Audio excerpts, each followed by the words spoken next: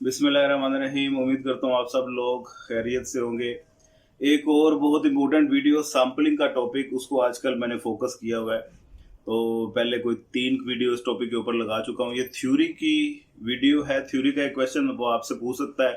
Sampling बनाने की वजूहात क्या क्या हैं, या ऐसे सैम्पलिंग के मेरिट्स, इसके एडवांटेजेस, ये भी आप कह सकते हैं। तो इस पे नोट लिखें। शॉर्ट नोट के तौर पे वो आमतौर पे पूछ लेता होता है। खास तौर पे एम इकोनॉमिक्स में जो स्टैट का पेपर आता है उसमें सैम्पलिंग की जो थ्योरी है ये अच्छी खासी इंपॉर्टेंट है। इसमें वो 2 चीजें पूछ लेता होता है। एक तो रीजंस बताएं सैम्पलिंग की, दूसरा सैम्पलिंग की टाइप्स कौन कौन सी हैं उन्हें डिफाइन करें। This is my pointer. तो सबसे पहले मैं आपको सैम्पलिंग की रीजंस बता देता हूँ। सैम्पलिंग की सैंपल और सैम्पलिंग में डिफरेंस क्या होता है, सबसे पहले तो ये आपको पता होना चाहिए। सैंपल एक पॉपुलेशन में से आपने एक पोर्शन सिलेक्ट कर लिया, और फॉर एग्जांपल 1000 एलिमेंट है पॉपुलेशन में, उसमें से आपने 50 का एक पोर्शन सिलेक्ट कर लिया, 50 एलिमेंट निकाल के सेपरेट कर लिए। अब वो 50 का जो आपने एलिमेंट सेपरेट किए हैं पोर्शन, वो सैंपल है।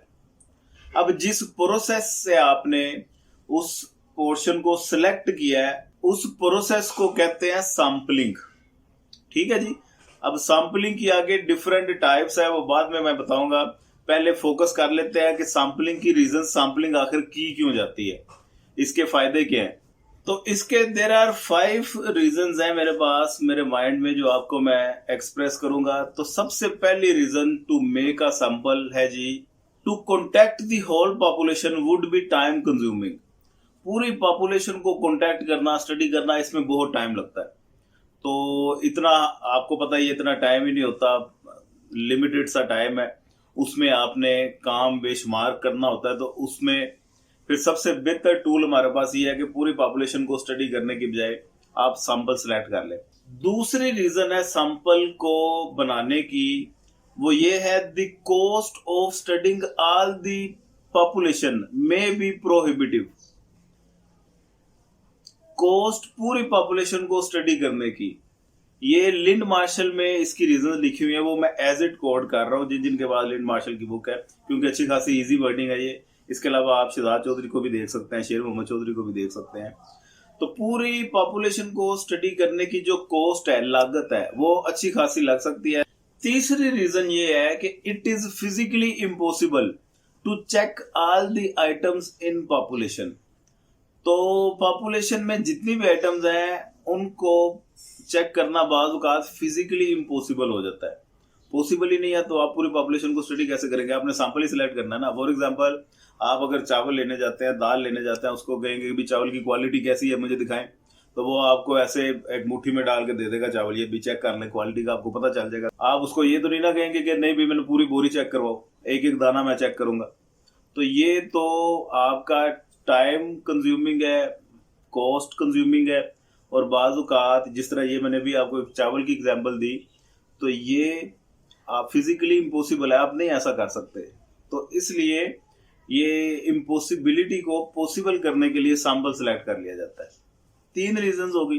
नंबर 4 पे है some tests have destructive in nature. तो वो अगर आप टेस्ट अप्लाई करेंगे, पॉपुलेशन को चेक करेंगे, पूरी पॉपुलेशन आप वेस्ट कर देंगे, तो आप पूरी पॉपुलेशन को सिक्योर करने के लिए सैंपल बना लेते हैं। फॉर एग्जांपल पूरी माचिस में जितनी भी तीली है उसको आप जला जला के चेक करेंगे भी कितनी ठीक है कितनी खराब है, वो तो पॉपुलेशन आपकी वेस्ट हो गई। तो इस तरह इससे बेहतर है पूरी पॉपुलेशन की बजाय आप पूरी माचिस की डिब्बी में से आप 3-4 तीलियां निकाल के उसे टेस्ट कर लेंगे, ये भी पॉपुलेशन ठीक है या ठीक नहीं है। नंबर 5 पे है the sample results are adequate. तो जब सैंपल के रिजल्ट्स ही काफी हैं तो इस ऐसे में पॉपुलेशन को स्टडी करना ये तो बेवकूफी है। तो जब सैंपल के रिजल्ट ठीक ठाक है, उसके पॉपुलेशन को अप्रोक्सीमेट कर रहे हैं, तो बजाय इसके कि पूरी पॉपुलेशन को कॉन्टैक्ट किया जाए, स्टडी किया जाए, आप भैया जी सैंपल सेलेक्ट करें और उसको स्टडी करें। ठीक है जी। अब आते हैं सैंपलिंग की टाइप्स कौन कौन सी हैं। सैंपलिंग आपको मैंने बता दिया, सैंपलिंग एक प्रोसेस है सैंपल सिलेक्ट करने का। तो सैंपलिंग की 4 फेमस टाइप्स हैं। एक सिंपल रैंडम सैंपलिंग, दूसरी है सिस्टमैटिक सैंपलिंग, तीसरी है क्लस्टर सैंपलिंग, और चौथी है स्ट्रेटिफाइड सैंपलिंग। सबसे पहली है जी simple random sampling. Simple random sampling क्या होती है जी, आपने रैंडमली पूरी पॉपुलेशन में से सैंपल सेलेक्ट करने हैं, एलिमेंट सेलेक्ट करने हैं।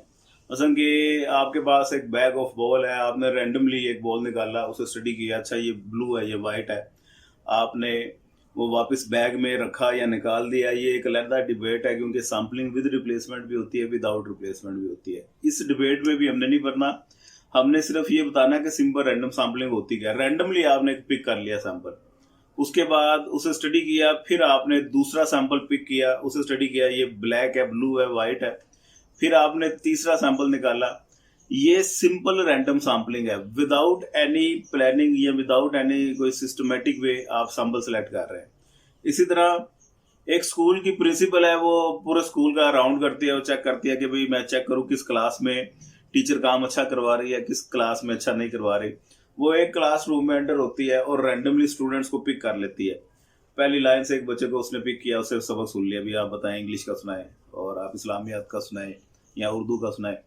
इसी तरह पीछे से कोई एक आधा बच्चा उसने सिलेक्ट कर लिया, एक आधा उसने दरमियान से सिलेक्ट कर लिया। ये सिंपल रैंडम सैंपलिंग है, क्योंकि जितने भी क्लास में स्टूडेंट हैं उन सब के अक्कर होने का चांस इक्वल है। किसी को ये नहीं पता कि अब अगली बारी हमारी नहीं है, वो सब इसी माइंड में होंगे, शायद अगला वो हमें पिक कर ले, शायद अगला एलिमेंट वो मैं हूं।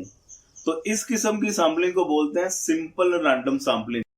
दूसरे नंबर पे है जी सिस्टमैटिक सैंपलिंग। आप एक सिस्टमैटिक वे के थ्रू सैंपल सेलेक्ट करते हैं। मतलब कि आपने पहला सैंपल सेलेक्ट किया, अगले 4 छोड़ दिए, 5 बार सेलेक्ट किया, अगले 4 छोड़ दिए, नेक्स्ट सेलेक्ट किया, अगले 4 छोड़ दिए, फिर नेक्स्ट एलिमेंट सेलेक्ट किया। एक सिस्टमैटिक वे से आप चाह रहे हैं। आपने 2-2 का गैप रख के सैंपल सेलेक्ट करते जा रहे हैं, या एक टीचर वो क्लासरूम में एंटर हुई है, उसने पहली लाइन में से पहले बच्चे को पिक किया, भी आप सुनाए क्या सबक आपको याद है कि नहीं है, ठीक है जी, उसने उसका रिजल्ट नोट कर लिया। दूसरी लाइन में से पहले बच्चे को पिक किया, तीसरी लाइन में से पहले बच्चे को पिक किया, चौथी लाइन में से पहले बच्चे को पिक किया। तो ये एक सिस्टमैटिक वे में अगर सैंपल सेलेक्ट किया जाए तो इसे बोलते हैं सिस्टमैटिक सैंपलिंग।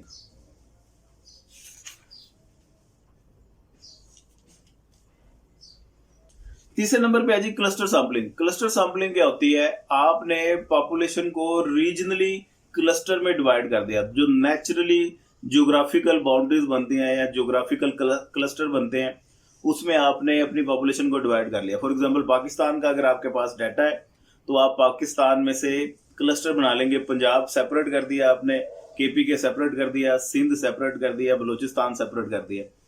हर क्लस्टर में से सैंपल सेलेक्ट करें, ये आपकी क्लस्टर सैंपलिंग है।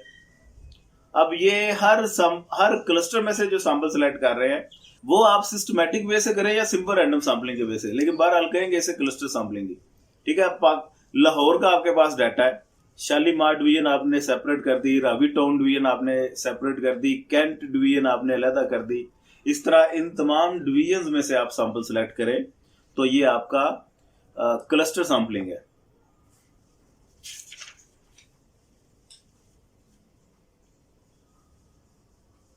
ठीक है जी, और लास्ट पे है स्ट्रेटिफाइड सैंपलिंग। स्ट्रेटिफाइड सैंपलिंग क्या होती है, आपने पूरी पॉपुलेशन को सब ग्रुप्स में डिवाइड कर लिया।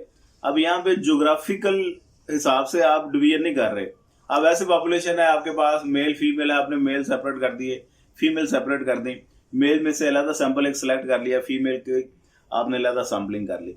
तो ये स्ट्रेटिफाइड सैंपलिंग है। जो आपने जितने ग्रुप्स बनाए उसे कहते हैं स्ट्रेटा। 2 ग्रुप्स आपने कर दिए, तो हर स्ट्रेटा में से स्ट्रेटम आपने सिलेक्ट कर लिया।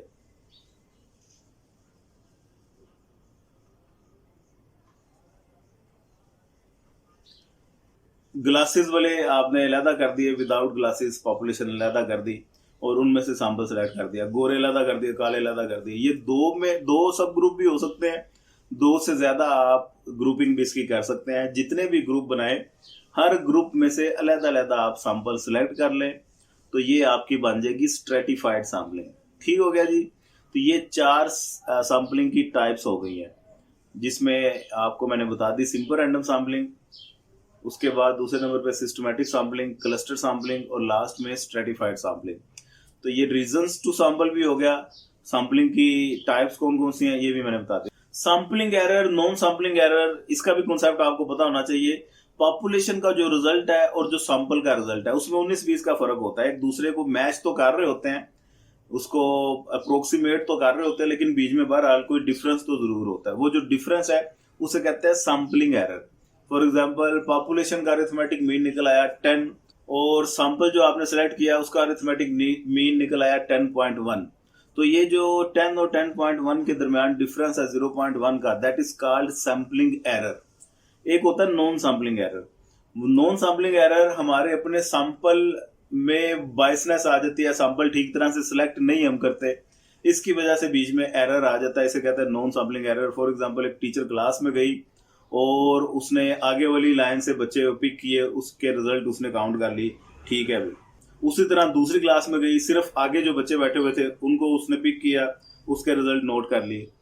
तो ये उसने सैंपल में उसकी बायसनेस है, क्योंकि आगे आमतौर पे लायक बच्चे बैठते हैं और पीछे आमतौर पे थोड़े से डल बच्चे होते हैं मेरी तरह के, वो बैठते हैं।